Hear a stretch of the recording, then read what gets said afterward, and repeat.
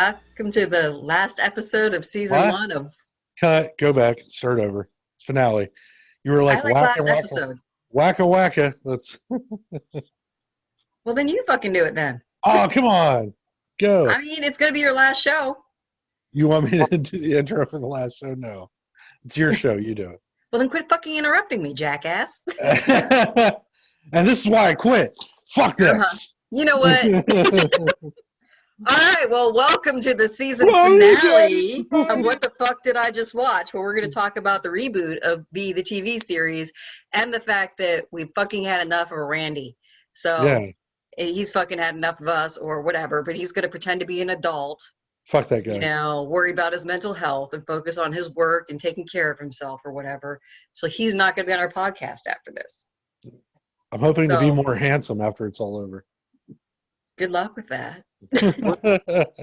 Our podcast.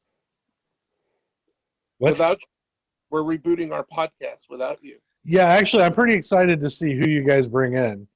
Maybe somebody will have worse bandwidth than Jean Paul, and then they can lag longer for longer periods of time. What? But reconnecting past the screen. in my defense, my work has become. We were remote. I did have a lot of free time. Now they've gone back to bringing everybody into the office, and my schedule's changed. I'm going to have to work till 10 o'clock a couple of nights a week, a lot of Saturdays. So I'm not going to have free time to watch 15 episodes of TV or 6 movies over a weekend or whatever. So, and it's just not fair to not give, 100% to a show I like. And I like this show. I think you guys are funny, and I love both of you. I think that you'll do really good, and you just need to get somebody that's into entertainment, and you're good. You're golden. So here's our thought on that. So you don't have to watch the entire podcast to hear this, but you should watch the entire podcast anyway. But so John Paul and I were thinking that, you know what? We don't have enough friends, and we need more, and we need more friends on here. So we're going to open it up to basically guest appearances for anybody who, 1, wants to be a guest, or 2, is interested in becoming our new co-host. So, if you have an interest or you want to talk about shows that we watch, we're going to post what we're going to be watching, as we usually do, so that you can watch it too, and you can message John Paul or myself or both of us on the What the Fuck page and say, hey, I want to be a guest. So let me on your podcast so I can show you what I can do. And as far as what you can do, you have to be at least as horrible as I am, which is you babble and stumble over your words a lot and just say random shit and insult John Paul and myself. So if you can do that and watch shows, you can be a guest on our podcast. And if you're a good enough guest, we might keep you on. Or we might just be like, don't come back ever. I like that. And just so everybody knows, at the end of the year and starting in January, I'll have my own new podcast. It's the Fuck the Watch. It's the Fuck the Watch podcast, and I'll have open interviews as well. No, I'm just kidding. So now we know the truth.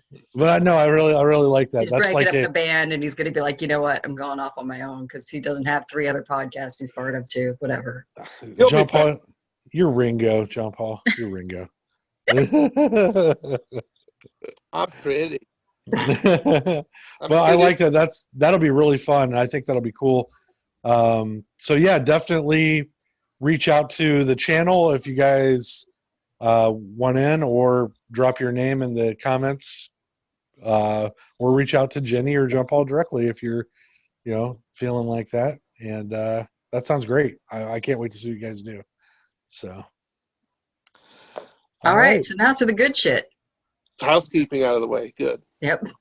So the reboot. Now, John Paul, you really liked this from the start, didn't you? Like when it first came out, you were a fan. I did. When this came out in, what is it, 2009, 2010, something like that? 2009. Yeah. I enjoyed it. I mean, is it the same V that I loved as a kid? No and yes.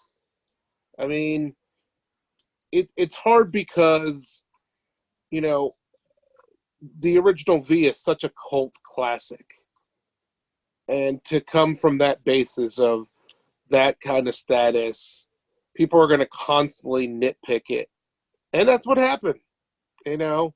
And like ABC, unless you're lost, ABC stood for always be canceling, or always let's shift a show and put it in different time slots just to mess with people. So one week it'll be on Thursday and another week it'll be on a Tuesday.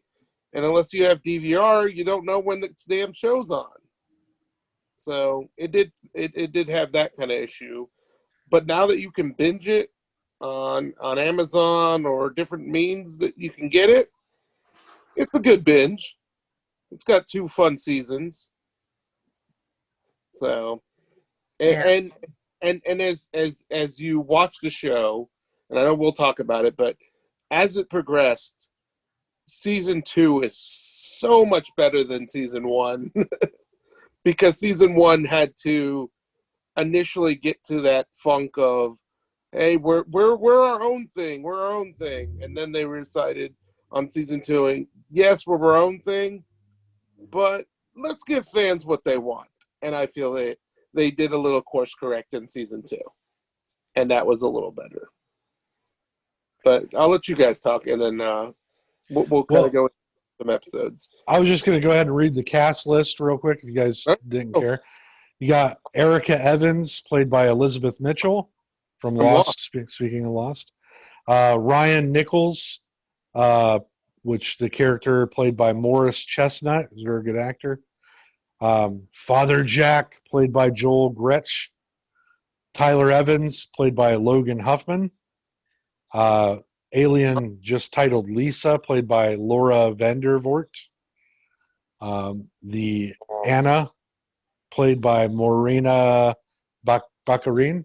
I guess that's how you say Baccarin. Okay. Marcus From Firefly, by the way. Yes. She was a companion on that. Yep. And also in the new Deadpool movies. And Gotham. Yes. Yep, and Gotham. That's true. Excellent actress. Yeah, very, very well rounded. Marcus, Alien Marcus, played by Christopher Shire, and then old sleuth and journalist Chad Decker, played by classic character actor Scott Wolf. Well, and let's not forget Wash was in it too. Was he? I didn't see that on there. I forget. Yep, Alan Tudyk. Oh, and Alan Tudyk, yeah. But he was first season, and yeah, so don't want to ruin it. He doesn't stay in it forever. Right. But so that's the main cast list. My problem with this show from the get-go was they changed the entire theme of it, really, I felt. If to me, the first one was V stands for victory. Had all the trappings of the retelling of like John Paul and I had, and you guys, we had talked about in the first episode of the first season of the Holocaust, of what could happen when terrible factions rise up and hold people, oppress them. And this was more just like a straight up, oh, aliens are here, and V stands for visitor now, which is, I thought was stupid, I don't know. The Resistance felt less real to me, I guess, which is hard to believe because in this one, the special effects are better and it makes more sense the way that they come together. I felt in this new one, but the Resistance felt much more real in the other one. And these seems, a lot of this to me seemed, especially season 1, seemed like these people would never work together. I just didn't believe it. And then season 2, like John Paul said, to me felt like fan service. Like they were like, oh, we now see why you liked this original thing. Here's nods to that original thing. I don't know. But to me, it always just felt like a cash grab and like they didn't really try to say anything new. So I have a slightly different take than that, but I do feel what you're saying about the differences between the first. So you're right. The first V, it was very much, you had a clean cut enemy. And the problem with watching it is you were like, how could anybody back these people? They're obviously bad. I mean, anti-science, they're fascist. It's like watching what's happening now in America, going, how do you vote for Trump? What the hell? I don't understand what you're doing. Can you not see it? And then the new reboot was completely different. It was not, these people are clearly evil. It's almost as if people who believe in liberal conspiracies wrote the new season. I mean, the new reboot. It's really more of that, because you have these people coming in that are a lot more insidious. They had infiltrated, 10, 20 years before. They've already got into the government and the infrastructure. They bring on clean energy. We are of peace always, Right. We're all friends. We're going to cure everything, which the original one did have, we're going to cure everything too. But at the same time, they were like, but your own scientists, we're going to convert and or kill. Just trust us. And this one, they're more like, oh, well, you could trust other people, but we have this and we will share it with you. Right.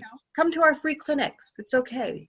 We're socialists. You'll like us, So it's almost like the nightmare that Trumpers believe would happen, like that you get pulled in, but it's really not nice. Like, we're really just going to, turn into lizards and eat your head. Yeah. Right. So it's kind of interesting from that perspective to me, that you have like in the mid 2000s, where that they have this fear of the good things not being good. When in the 80s, it was more of, no, it's bad and you people are doing it anyway. And the reality is we do have, no, it's bad and you people are following it anyway. But you have those people who believe that clean energy is really just, it's a trick, it's a trap. Socialism is a trap. Yeah. Free clinics are a trap, Right. I love that you say that, Jenny, because I agree with you, and I also agree with Randy at the part, but I also think this played on the fears that were going on in the world after 9/11. That there was more terrorism, there was these sleeper cells, and that's what was that I found fascinating. That was kind of a different way to look at the story of aliens infiltrating our world, but the fact that they were already here, I thought was interesting because of those sleeper cells. Because That's also kind of a Cold War throwback. Sorry to interrupt, but just to throw that in there too.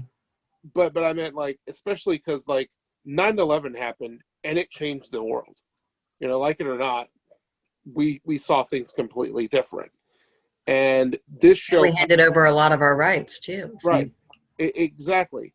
And what's very interesting is when this show was airing, you had the changing of the guard in the political world, because of Obama's first term versus Bush's, craziness that he pulled during his term.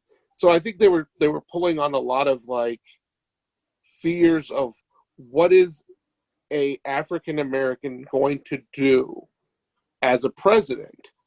And so I think with this, they gave Anna, who was the leader, so much power and such a different kind of perspective that it was written almost like a slap in the face to women, I guess, because it felt like there was parts where, well, yeah, she was like, oh, she's so sinister because she's a woman. No, men can be as sinister as well, but it was just very interesting how they played, especially the first season, because the first season and the second season are almost night and day, or I would say until like the last 2-3 episodes of the first season, because those kind of follow through into the second season, but especially that first initial thing where it was just kind of playing on the different kind of fears. And you're right, the socialist fears were what people thought Obama was going to do. And so I think that their kind of take on what's happening in the world. In the 80s, you had the threat of the Cold War, like you said, more with Gorbachev and more with Russia and Ronnie Reagan being the president. So it's very interesting to kind of look at both of these shows as different lights in terms of the political aspects of them, while still being science fiction. And let's all be honest, the cast in this can't hold a candle to the original cast. I just Yes the and act, no. I mean, no, all around. If you don't mind, Elizabeth Mitchell is a fine actress. So is Marino, Marina, and so is Morris Chestnut, who I actually am a fan of. those would be But my call outs, but but definitely. they did not do well with the scripts in this show. I Oh, I mean, thought they did. there were times Honestly, when I those was two did. cringing so hard I thought I was going to throw up my eyeballs in No, this I'm sorry. I show. thought the actors did as well as they could with the scripts. Let me be really Yeah, clear. Like the I thought scripts. Marina background was very believable as a, oh, I'm She was sweet. Oh, I'm gonna bite okay. your head off. Oh, She the was all bliss. right. I don't know. It just for for something that you're going to go take a shot at something that's so revered. It's like a pinnacle of sci-fi, and then you're going to get actors who are decent, and then give them weird scripts that where they have to say shit that doesn't feel like that's something they would say, and act like. I didn't believe for a minute that Tyler Evans and Erica Evans, Elizabeth Mitchell's son, Logan, played by this Logan Huffman, were actually related. They just didn't feel like a mother and son. It was weird. I don't know, Father Terrible, as I kept calling him, Father Jack. He's for not 1 second did I believe his character would do any of the things that he did. It just the writing on the show was garbage. I thought. Yeah, I agree. I was not up with the Yeah. scripts. They just total inconsistencies, things that didn't make sense. Like you have this mother, this FBI agent, and this son who's basically like what their conflict was beyond me. Like why this kid had problems. Basically, his mom was like, "Do what you want. I would prefer if you didn't do this." And he was Right. like, you know, And she's like, "I can't right now. I'm going to do this." And he's like, "Hey, we're running out of time." She's like, "Okay, all right, we And can do what? this." And then the And phone rings, and she's like, "I will ignore it." He's like, "No, no, take the phone." And then he's mad at her. I'm like, I get kids do weird shit, but it just yeah. if And you've and actually had not great parents, that shit just bugs you. You're like, really, this is your problem? And then the why? whole different DNA, blood type, Yeah. so it's not your daddy, but is your dad because we've deleted DNA with some kind of pills that we stuck in your body so that they went after. Right. What? Yeah. Who wrote that? And then on top of all of that, why do they got to be FBI agents? Like what in the that was what's so great about that first show. They were regular people. They were journalists and salesmen and retired Nazi camp Scientists, survivors, archaeologists, scientists, archaeologists, and then in this they're we got to be doctors. cops and robbers and FBI agents and national homeland security folks, or Well, we wouldn't have any ability to circumvent this society. Give me a break. and People then are how that criminals other every fifth day. column developed, they didn't really explain. Like you saw the kind of organic how would happen with the group that was, the main cast in season one. Then all of a Yeah, sudden you have this worldwide network literally out of fucking nowhere. Like it right. wasn't that they had any actual fifth column V helping them. It was just they somehow organized cross nations. Like I know Yeah, it's doable. We have the internet and shit, stuff that they didn't have in the 80s, but they don't even give you a clue. And then you have like, weird plots like, oh, well, they're trying to kill this professor because of this fungus that might be, and we forgot about the fungus. We don't know what that is. And the right. whole, again, conflict with Tyler, where by the time you have Lisa, I believe the character was, on your side, it would have taken 3 seconds to set Tyler straight. You know what I mean? Lisa, you Yeah, got to tell him if you really care about him that you're a lizard and what your mom's planning. Otherwise, he's going to die. Okay. Yeah. Of course, if yeah. I wrote movies and shit, it'd be very short. Well, that's what I'm saying. This needed to play out a lot longer with a completely different like vision, because you're right. It was all over the place with different things, and I think John Paul's right that they were trying to incorporate too much what was going on right at that time into all of this. It just was too many storylines that, and they're like, well, let's give somebody a viewer everything. Like, so we'll get the CSI crowd, we'll get the NCSI crowd, we'll get the sci-fi crowd, we'll get the soap opera crowd, and it's just became this hodgepodge of different directions. And by the end of it, I didn't give a shit. I was just sitting there like that last episode. I remember vividly when it aired because I went, well, that's not coming back, you know? So, I felt that way the first time I tried. I didn't make it all the way even through season one when it first came out because I was just like, this is crap. I don't even want to try to find out. As a bingeable series, I found it much more tolerable and I was engaged enough to make it to the end. But yeah, when it hit the end, the only reason I was kind of mad is we finally have Donovan in there. But then they killed Diana and I was like, okay, wait, what? You Yeah, should you're have. right. like, here's some fan service for you. By the way, it's too late. Yeah, and how do you not have someone watching your six when you know the person you were planning on assassinating didn't get fucking killed? How do you don't have Donovan in fucking frame 1 of season 1 of episode 1? You know what I mean? Like, to pass the torch to begin with. Something That's like what I'm that. saying. Absolutely. Who writes this? Like, it should have been almost an identical opening to the original that leads into new shit. And he's like, hey, you know, he's become the Ironside character by the end of this. You know what I mean? If they're going to do it. I just didn't understand any of this. And it was, and to me, they took all the fun out of it too. That was the other thing too. Like, remember the original? How fun it was to watch. This was like there wasn't even one filler episode with some fun shit going on to build on characters. Where's fucking Robert Englund? You know, where's a character like that I can root for? Nice guy who I want to root for with some side stories. Well, that was supposed to be Morris Chestnut, but you know, you saw what happened to him too. They really fucked that up. Yeah. I don't know. I just think this was a waste of a perfectly amazing property. And if they were going to do this, John Paul and I have talked about this off camera before. I don't know if we brought it up to you, Jenny. They have a perfectly great blueprint for a sequel that the guy who originally wrote this, that book. They should have just done the sequel. What are they fucking doing this for? You know? Well, that's because the guy who did the original owns the rights to it. And as you alluded, this was a cash grab for ABC when they made this. They knew that they could make something with the name, and people would watch. Clearly, touch on the original because they didn't have the rights to, and just kind of make their own version of it. And again, I don't love all of it, but there are parts that I really do enjoy. They have some good stuff. That's what I'm saying. And it's like they got a few things that are connected together would be a great story. It's all over the place, you know. But yeah, bingeable, it's a lot more tolerable for sure.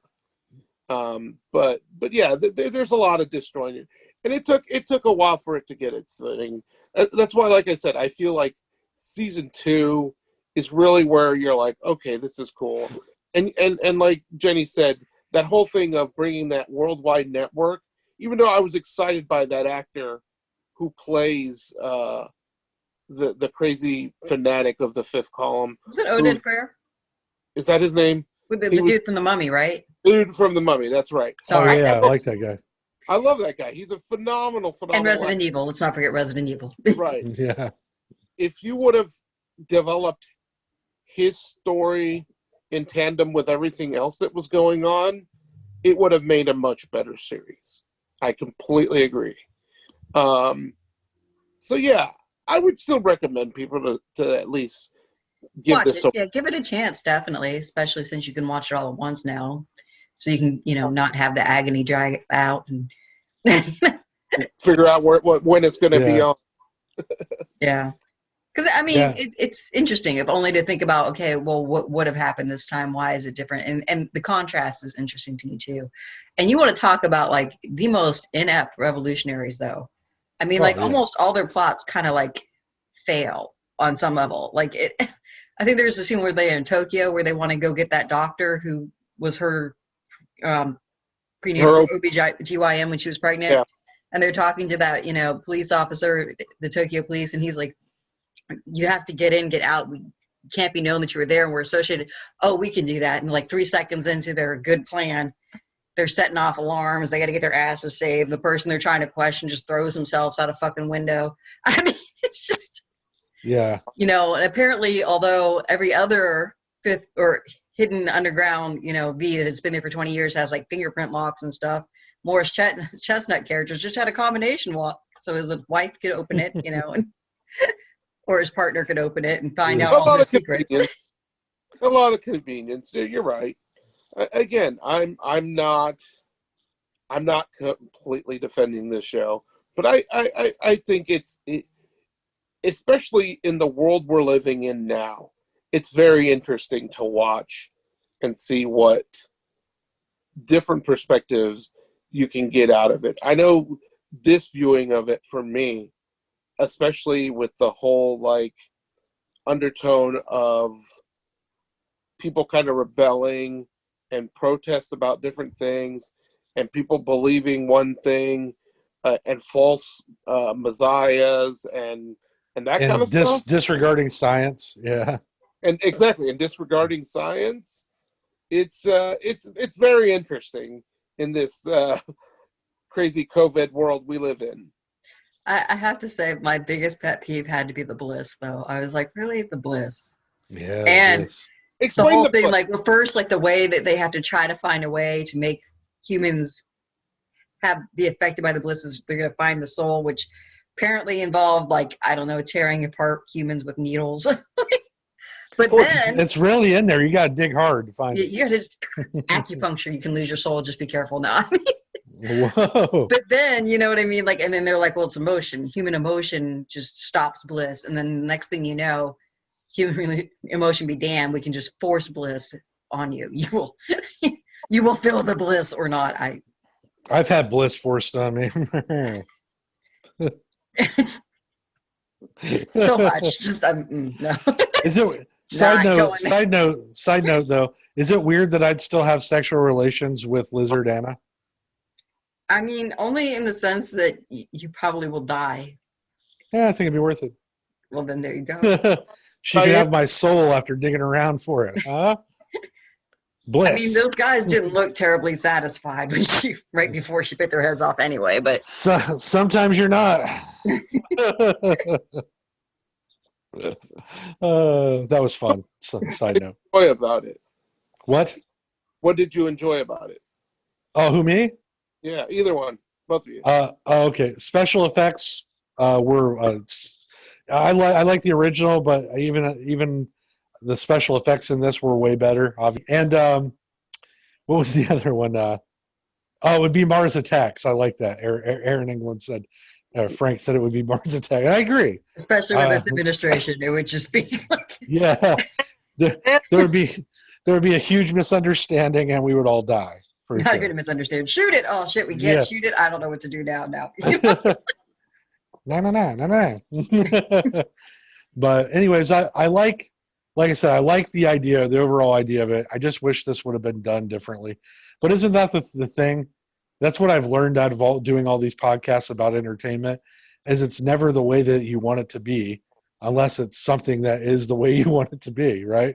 I love The Thing. Why? Well, it's exactly what I want it to be. I don't like the reboot. Why? Because it's not really what I wanted it to be. You know, it's all open to interpretation. It didn't do well in the ratings at the time. It started off great and then crashed and burned in season 2. And I believe what John Paul said was right, is that it's because they kept moving it around, and I never knew when it was on until I got on my secret internet sites to find it. So I actually liked the insidiousness of it. I liked how they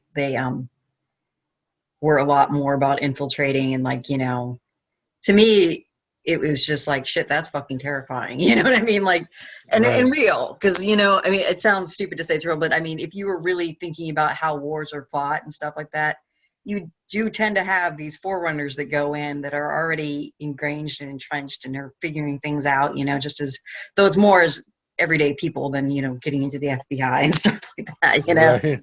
But so I liked that approach where they're like, we've been here for years. And I thought if they had worked it as more of a tie-in than they did, you know, that would have made it work better. I loved Diana. That actress, Jane Baldler, sorry, mispronounced her name. I think, you know, the 80s version, she didn't come across as such a phenomenal actress because they just gave her just be what everybody expects a woman in charge to be, over emotional, flighty, tantrum throwing, you know. And this one, they were like, I don't know, actually act like what somebody who was dethroned would be like, you know. And she was just a lot more sinister, you know. Yeah. And I thought that was really awesome the way she pulled it off. Like the whole time, I'm like, well, she's so much better than, you know, the alternative to what's there with, you know, the Anna character, but I could not fucking trust her. You know what I mean? Like, and it was probably because of throwback, because I'm like, oh, that's Diana. You can't trust Diana. Right. It's a plot. But I mean, I thought she was excellent. I really was like, if you were going to go anywhere with this series, killing her off was your biggest mistake. really. I agree. With you because that was my favorite thing. I mean, yes, it was a fan service to bring her back into it, but the way they brought her back and really flushed out her character in the short time that she was there was just great. The way she manipulated her own daughter, her granddaughter, and just the way she controlled everything with just like little dialogue, which she's just a good actress, and that's what good actors can do. Like Randy said, there are some bad acting in this. Don't disagree. There's some terrible acting in the original, but it's fun, and that's right. that's the thing. That's the thing. This one took itself very, very serious, and again was that whole thing. Like I said, I feel like it really was after 9/11. There was domestic terror. There was these sleeper cells that people were afraid of, and some of these writers kind of clinched onto that, and that's what they were focusing. And you're right. Maybe the FBI wasn't the best angle, but I think it's a different take on resistance because, you know, if you remember in the original, they had cops, they had hoods, they had different kinds of people. Well, and they converted people in higher areas of government too. Areas. So Right. Exactly. but they didn't infiltrate; they just overtook. Basically. Right. But they were regular people. That's what was cool about it. We were watching an actual resistance rise up, and then yes, they got connections. But I mean, like the street hood that you were talking about in the original, you know, his brother was a doctor, and you know, and then he became a huge leader. And I mean, that's the kind of shit I want to see when you're doing a show like this. You know, he became a leader in a resistance that was fighting to save humanity from a guy who was selling drugs on the streets. Right. Why not take those tropes, and there's still very much real world scenarios like that. Why go right to the FBI? But because you're right, it was in that time period where the people were like, oh, you know, the FBI and the CIA and they're protecting us. Oh, you know, and that so we got to have them in there. Cop shows are at the height right now of TV, and it's just weird to me that you can't have a show about like imagine the cop show that you love, right? And then imagine it's not cops anymore; they're postal workers. Right. And you could still do the same fucking storylines they do. It's just they're cops in this also. You know, I don't know. Don't have qualified immunity. I don't know. Yeah, exactly. Right. So I don't know. It just seemed like an easy out to be able to circumvent hard truths that the other shows seem to face head on. Like you were saying, Jenny, in the other one, yeah, they didn't have an FBI agent at first, so they had to fucking go in and guns ablazing and take people over, you know? I don't know. I think that's what a resistance would be. You wouldn't be able to get the cop right away or the FBI agent, in my opinion. But anywho. Fair enough. Well, you know, it depends on how you look at it, though. I mean, in a lot of ways, if you think about what the cops are in this country. They're delightful, Jenny. Okay? We don't say anything bad about the police here. Hey, Cap, Yeah. I mean, that's why you're leaving the podcast, right? I'm not. I like all of the police. I like their flags, and if you pull me over, I'm your friend. They're not watching your podcast.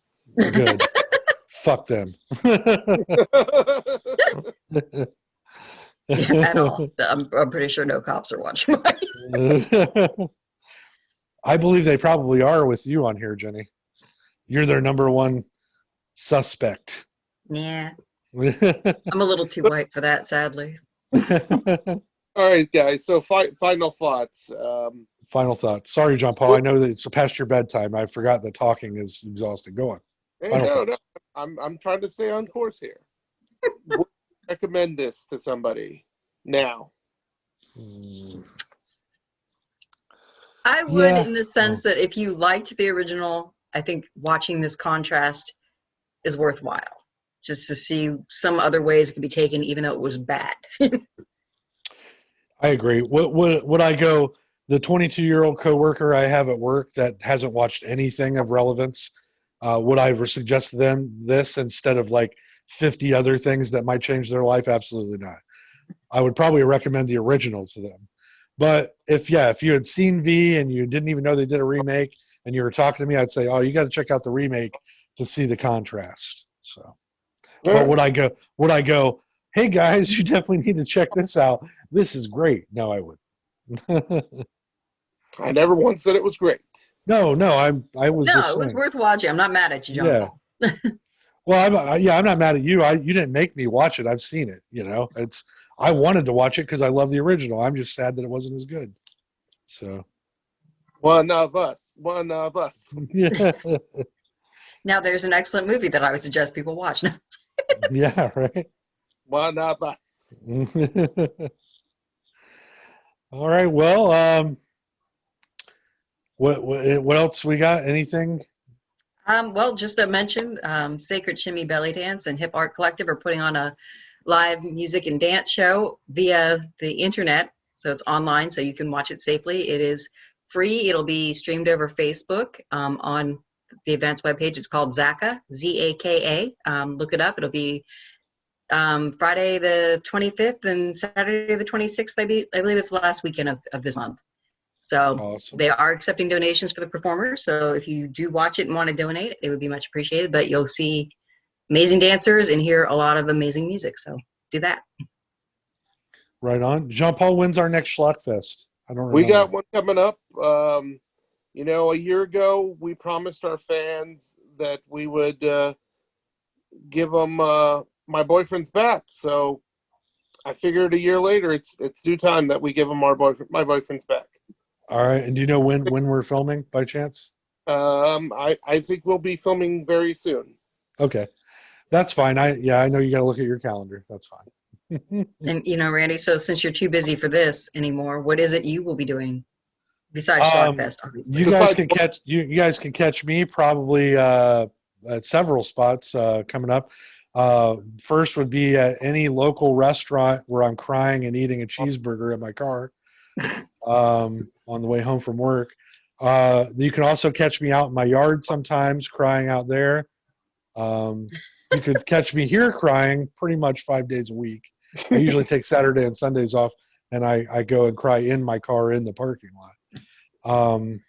But yeah, that's what I've got going on right now. A lot of crying. That sounds like my marriage. You catch me crying in my car. Yeah. But no, honestly, I've got Schlockfest. That's about it. And then I've got a lot of work to do, man. I'm building a company from the ground up. So You're a stud. I don't want to talk to a phone near you if you haven't paid your debts is Randy. Yeah, I don't want to talk myself up, but I'm a very important businessman. So I have lots of leather-bound books. We know. I bought 2 sport coats the other day. I did. You can laugh, but they're delightful. One has a leather inlay. The other has a silk inlay with puppy dogs on it. And you're not wearing them for your final episode? No, because it was too hot in here. You want me to put one on real quick? I will. Yes. All right, you guys hang tight, and then we'll end this. Hold on. I'll be right back. All right. So, John Paul, though, you didn't really answer your own question. Would you have recommended this just straight out, or would it only be if it was people that already were kind of involved and liked me already? I would first recommend watching this and then let them know that there was an original series to see what their take would have been on it. Look at that. Oh, look at that stud muffin.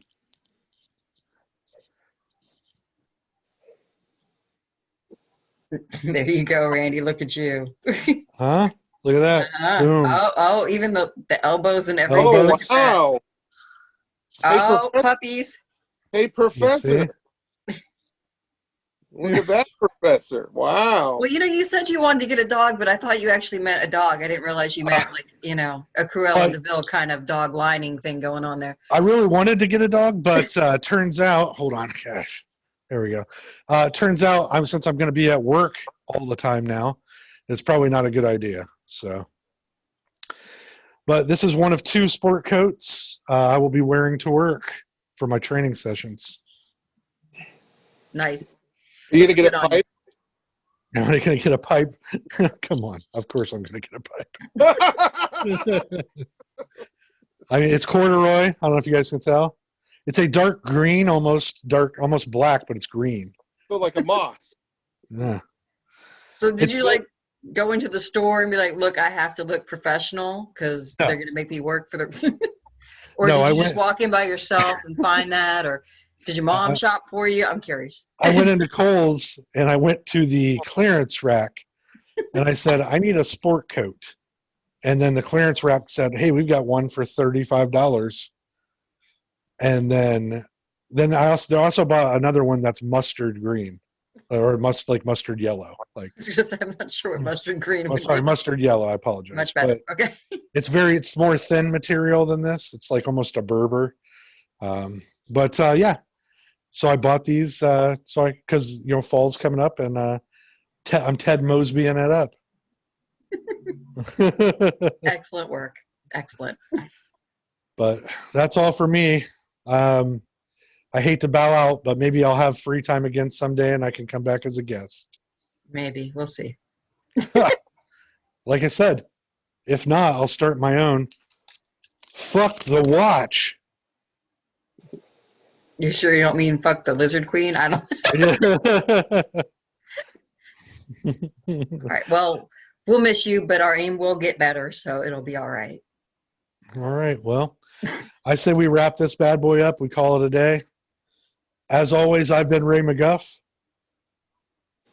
I'm Jenny, And I'm Jean Paul. and this is What the Fuck Did I Just Watch? Thank you for watching season 1. You've made our lives better.